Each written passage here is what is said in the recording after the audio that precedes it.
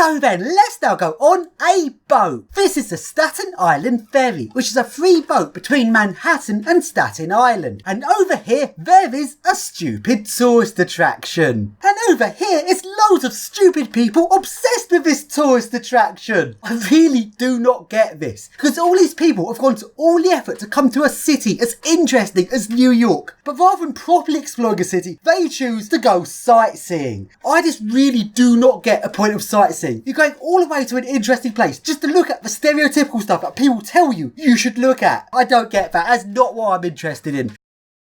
The centre of Venice is an island, and it's got loads of canals in it. In fact, there are no cars in Venice, and everything has to be delivered by boat. So you see a lot of working boats here, which are delivering stuff to different businesses around Venice. It is a very fascinating place to take a look around. Although, with that said, although there's some working boats, most of the boats here are stupid, overpriced tourist traps, such as the hearse boat.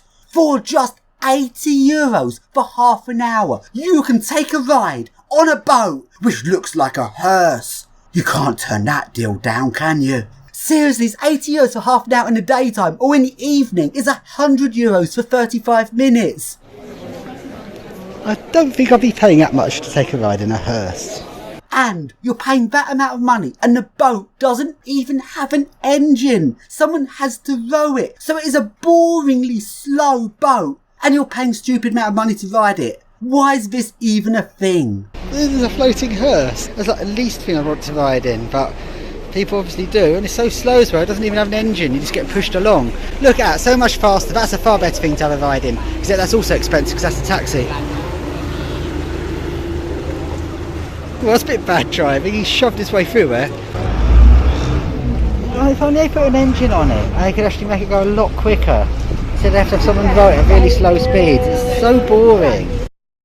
This was located in Tallinn Old Town, which would be a good location for someone who's actually interested in the Old Town, which I am not. I find the whole touristy thing a bit stupid because you see these big tour groups where they're all following someone holding up a number who's babbling some shit about the area. It just seems a bit silly. Actually, you know what? I should become a tour guide.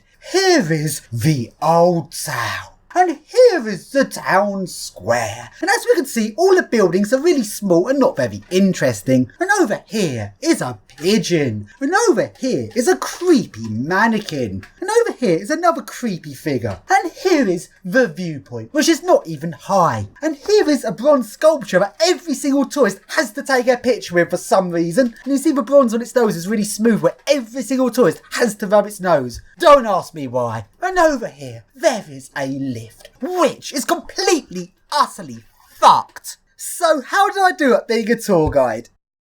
One place in particular where I feel that way about is Egypt, Cairo, because there seems to be two different Cairos, a Cairo for the tourists and a Cairo for the locals. Now Cairo is one of the worst examples of a city which has become so entwined with its main tourist attraction. It's to the point where if you go to Cairo and you're not visiting the pyramids, people think you're completely weird. If you go to Cairo, you are expected to want to visit the pyramids, and when you do visit the pyramids, all of the locals will be trying to scam you in the most aggressive way, because all the locals think the tourists are stupid, and guess what? They're not wrong.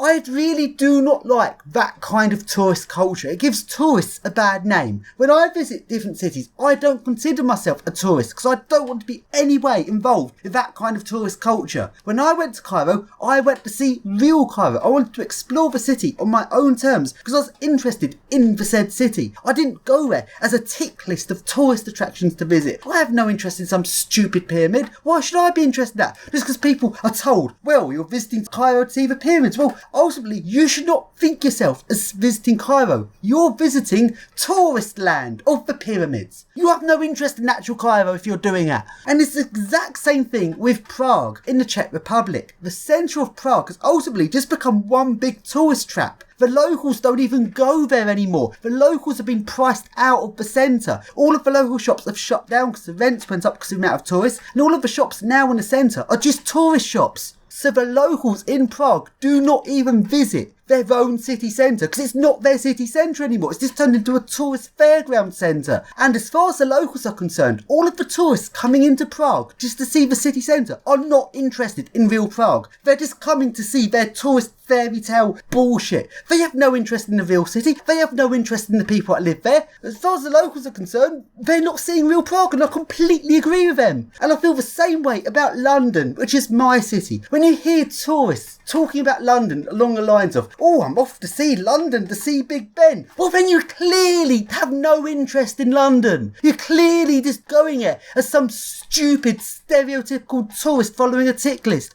I find it quite insulting. You don't care about London and its people. You don't care about a real city. You're just going there to see a tourist attraction. So, talking about London, let's take a look at TripAdvisor's page on the city.